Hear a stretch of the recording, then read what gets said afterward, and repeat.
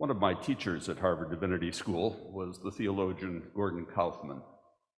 He died a few years ago. Sorry, Rosemary didn't get a chance to study with him. He was an absolutely marvelous man. And one of his last books was entitled, "In the Beginning, Creativity." Here are a few sentences from it. "The creativity in the universe goes its own way. And that way is not always in accord with our human wishes and desires. In this, it is like the God of our ancient traditions. However, this creativity is both humanizing. After all, it has brought forth our human reality with all of its values and meanings, and relativizing, because it calls into question and ultimately limits both us and all our projects." Here are a few verses by a woman poet who chose to call herself simply Jane. "I have no name until you name me. I have no form until you shape me. I don't exist until you make me. I am creativity. I am waiting deep inside you. Touch my spark and let me light you. Give me life and I'll revive you. I am creativity." And here are the words of a hymn that I had rather hoped we would sing today, but the fools who put together our hymnal set it to the wrong tune. Too difficult. But the words are these. "Creative love, we give you thanks that this our world is incomplete, that struggle greets our will to live, that work awaits our hands and feet, that we are not yet fully wise, that we are in the making still, as friends who share one enterprise and strive to blend with nature's will. What though the future long delay, and still with faults we daily cope, it gives us that for which to pray, a field for toil and faith and hope. Since what we choose is what we are, and what we love we yet shall be, the goal may ever shine afar. The will to reach it makes us free." There end our readings.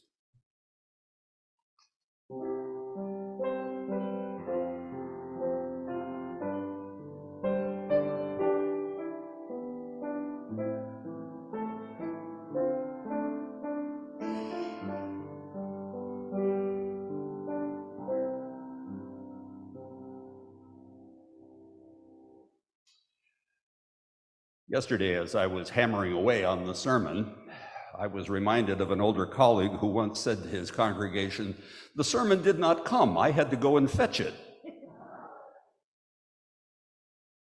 Perhaps this one was hard because I wanted to put things in the widest possible perspective, since I think that is one of the functions of worshiping together. So in preparing to preach about creativity, that's the theme for this month, I revisited a YouTube lecture that I heard at a Harvard reunion, given by two women astronomers, both college classmates of mine. One, the head of the Harvard Smithsonian Observatory. They talked about changes in their understanding of the heavens, as it were, over the last 50 years. For example, we now know that not only is the universe expanding, it seems to be accelerating. Evidently, Epicurus was right when in 300 BCE he said, "There is an almost infinite number of worlds." And yet when Italian philosopher Giordano Bruno echoed him, saying there are countless suns and countless earths, the church authorities of the time declared him a heretic and burned him at the stake in Rome. We now know he was right. As recently as 2003, astronomers knew of only one other sun out there with one other planet in the so-called Goldilocks zone. That is, not too hot, not too cold, with an atmosphere susceptible to analysis as it crossed the face of its own sun. Now they have found over 4,000 such planets, with the number still rising daily as new space telescopes scan the estimated 200 billion stars in our galaxy alone. My own youngest brother has been fascinated with astronomy since about the age of 12, when he spent his allowance on a telescope. Now he has his own little old observatory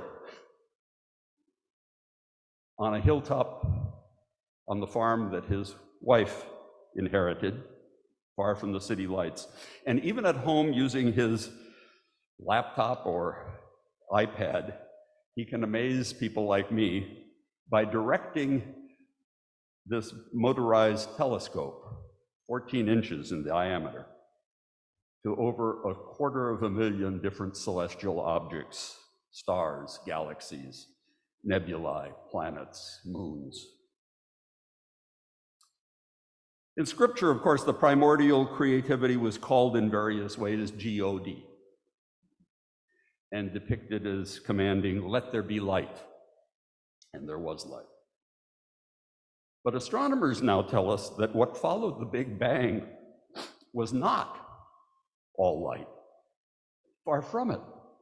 The first and most creative part of the universe was what today is called dark matter, much of which is still with us, though unseen. For the first 100 million years or so, the universe was still without light, with dark matter only beginning to gravitate into clumps and filaments from which the stars began to burn and shine after another 200 to 500 million years. I'm reminded of the Psalm number 139, where the amazed voice speaks to the source of all creation. "Where can I go from your spirit? Or where can I flee from your presence? If I go up into the heavens, you are there. If I make my bed in the depths, you are there. If I say, surely the darkness will hide me and the light become night around me, even the darkness will not be dark to you. The night will shine like the day, for the darkness and the light are both alike to thee." Sometimes I think we humans arrogantly believe that creativity is something only we can do and bring about. But in my study, where I write, I keep 3 photographs that serve to remind me that we're just a product and a part of a larger creative process. One is a rather famous image depicting the sun poking through cloud and fog to shimmer on the ocean and the mouth of a winding Big Sur River. It's called "Let There Be Light" by Carmel photographer Win Bullock, a contemporary of Ansel Adams.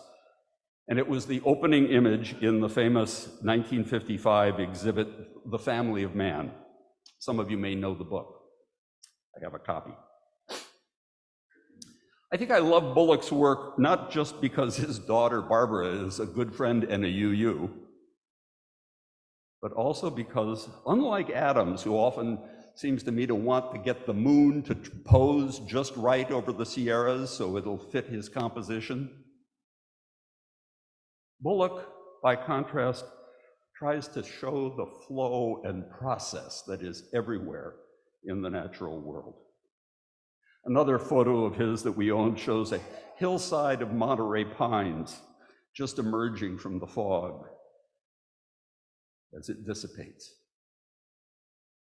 It's like the view that we enjoyed from our condo when we lived in Carmel, and I did a ministry there, and Barbara was a neighbor.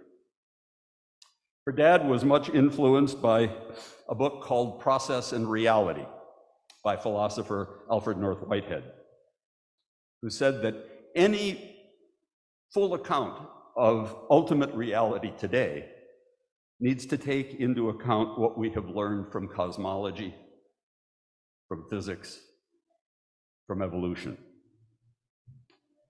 As long as I can remember, Bullock wrote, I've been filled with a deep desire to find a means of creatively interacting with the world, of understanding more what is within and around me. It wasn't until I was 40, however, that I decided that photography was for me the best way. Seeing that mysteries lie all around us, even in the most familiar things, waiting only to be more deeply perceived. Knowing that we human beings are not the center of the universe. And if we are to sustain ourselves, it is vitally important to be awakened and reawakened to that fact, and to how closely we are linked with all the rest of nature, unquote. His photos, it seems to me, show the part of the divine creativity that goes its own way, in Gordon Kaufman's terms, and is not always in accord with human wishes and desires. I'm reminded of the Hindu Upanishads, with their reverence not only for Vishnu as the god of creation, but also Shiva, the god of destruction, both enfolded within Brahma, the oneness and mystery behind both. Or physicist J. Robert Oppenheimer, who in response to the first nuclear explosion, which he set off, was moved to quote the Bhagavad Gita, "I am become death, the destroyer of worlds." Sadly, only slowly have we humans begun to realize that many of the most powerful products of our own creativity, giving us energy and mobility and food and fabric and shelter, are also capable of so abusing the earth and its atmosphere through colonialism, exploitation, and greed as to force some of the most vulnerable of our fellow human beings to be the most exposed to the violent changes in climate that are now so obvious. In the face of our own destructive power, what humanity, it seems to be, now most radically needs is a radical rethinking of how to realign ourselves with creativity itself. For example, the myth of the creative individual needs some real demythologizing. I once read a book called The Power of Two, which pointed out that even in high tech, in science, partnership and collaboration are much more important and productive behind most breakthroughs than any supposed individual genius, although the public prefers, of course, to applaud and lift up individuals. Certainly, partnership and collaboration is what I have most learned in 50 years of religious leadership. A recent article in the New Yorker suggests that the American cult of individual creativity actually expanded when we went into the nuclear age. That's when we got psychological tests like the IQ and then the SAT, trying to identify those who would be most creative and useful in business, by the way. And business kept looking for true creatives. While modern art, breaking with classical patterns, expressed also an individualistic and expressive notion of creativity. And in religion, thinkers like Unitarian process theologian Henry Nelson Wyman tried to describe the necessary but not sufficient conditions for real creative interchange to take place between us and serve as the basis of greater human good. Those conditions, by the way, well, they're pretty simple. They came down to basic mutual respect and enough humility to support creative collaboration, democracy, and cooperation. But the real source of creativity, said Wyman, is like grace or inspiration. It seems to come not just entirely from within, but also among and somehow from beyond those who participate and are open to it. The poet, who just called herself Jane, certainly would seem to agree. And so it seems to me with the Buddha, because we are but a transient part of this large creative process. He taught that in the here and now, our consciousness should focus on the reality of dukkha, or suffering, both within and around us, then on our tanha, or clinging, our greed and idolatries that cause such pain, and then on the need for nirodha, the taming of our desires and our demands for easy answers, and finally on magga, the eightfold path of meditation and moderation. Or put in more Western terms, we need to learn to live not for ourselves alone, but for an ongoing creative process that is bigger than we are. Because nature was not created just for our use and abuse. And we need a spiritual sensibility that reminds us of that relinks us, as the word religion means in Latin, with this larger perspective, that all creativity, as both artists and economists remind us, also involves some destruction. And here in the West, as my late colleague Forrest Church put it, G-O-D is not God's name. It's merely one name, our name, for that which is present in each, yet greater than all. And perhaps a deeper word is indeed creativity, or creative mystery. Choose your own term. Goddess knows that she has been named many things throughout the ages. But as my generation sang at Woodstock, we have got to get ourselves now back to the garden and to a collaborative sense of our responsibility to tend and cultivate it, not for ourselves alone, but for our many companions, including companion species that we can still save, as Noah did, to be companions with us in the next phase of life on Earth. Story can help. Oh my God, Nancy, what a great story you found for the kids. Like us, Roberto, capable of destruction, and yet potentially so creative.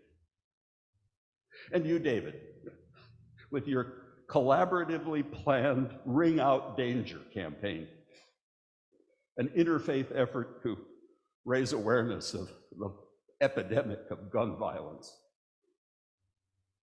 and to witness against it. Nothing needs more rebuilding in our time than a truer sense of human community, transcending different labels. And this is our special calling as Unitarian Universalists, to be a non-creedal catalyst, drawing wisdom from many sources and calling together people in the name of human decency and survival. And of course, speaking of rebuilding, this particular community in the years ahead will face the challenge of renovating this historic building, this gift. to make it truly accessible and energy efficient and a place of gathering for the wider Petaluma community, for artists and musicians and civic and self-help groups.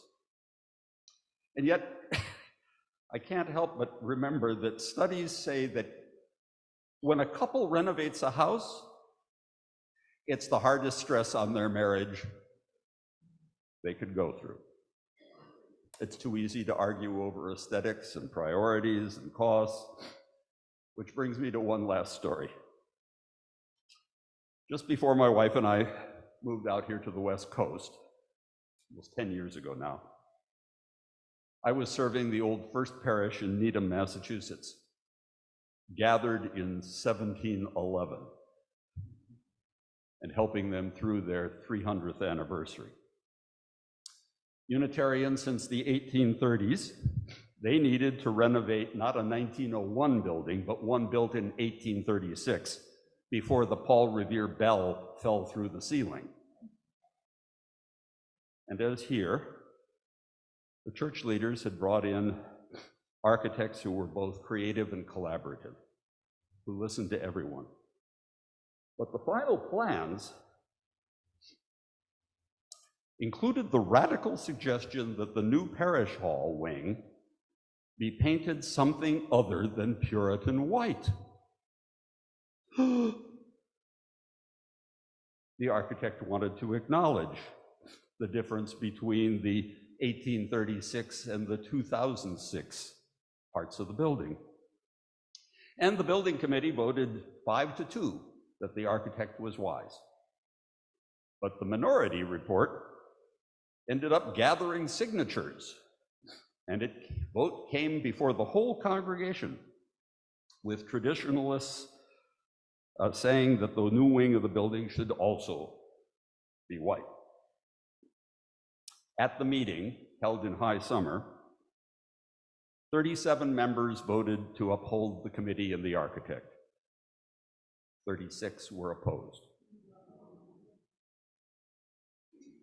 But I tell you this story because what amazed me and pleased me most as the pastor was that absolutely no one on the losing side quit or walked off in anger. They trusted the process. Democracy prevailed. Take this as a parable of what we need here in American democracy more generally, and upon this planet today. We need to defend and trust the creative and democratic process as within, between, and yet somehow beyond any of its fallible, too often corrupted manifestations. We still should prefer it, however, over the competing authoritarian paths offered by Russia and China and India and Turkey and so many other places. Frankly, I pray for the demise of such destructive regimes, their stifling of free speech and collaboration, and their preference for top-down rather than bottom-up creativity.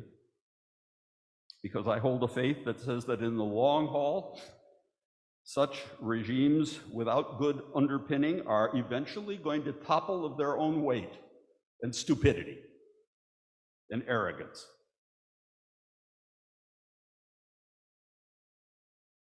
But in the meantime, believer or doubter, I invite you to join with this creative, change-oriented congregation in bearing witness to the consistent demand for change and for creative process in the world all around us, taking into account everyone who shares the planet with us, and finally accepting that creativity itself, and not we alone, may have the last word, ringing out danger, not just for ourselves and our children and children's children, but also for the human experiment here on the planet, and ringing in freedom for us all, for generations yet to come. for what we're doing here in this sanctuary, and in the many ways that you are activists and good citizens in the world around us. Because what we have here is no mere transient cult of personality, but rather a deep and covenantal commitment to a process and to a creativity that transcends us all, building a new and more creative way together. So may it be, always, inshallah, invoking the primordial Om in the name of peace, Shanti, in silence and in speech, and in the names of all those, known and unknown, remembered and forgotten, present and absent, who gave or still give their lives to the creative service of humankind and of creativity itself. Here, there, and everywhere. Blessed be.